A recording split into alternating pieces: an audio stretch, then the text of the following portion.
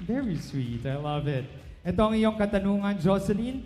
Sa mga nabasa mong komento sa social media tungkol sa iyong pagsali, ano ang pinaka hindi mo malilimutang komento at bakit? Uulitin ko. Sa mga nabasa mong komento sa social media tungkol sa iyong pagsali, ano ang pinaka hindi mo malilimutang komento at bakit? Maraming salamat po sa inyong katanungan. Ang hindi ko po malilimutan ay yung pong sinabi nung mga nagkomento sa akin na dahil daw po sa akin ay nagbago na ang kanyang buhay.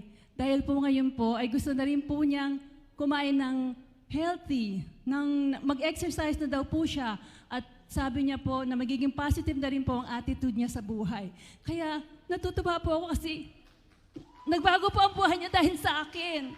Kaya sabi ko po, wala talagang age limit. Maraming salamat po dahil lahat po tayo ay mangangarap. Matutupad po ang pangarap at hindi po dapat isipin ang edad. Kasi po hindi po yan hadlang sa inyong mga dapat natuparin sa buhay. Salamat po.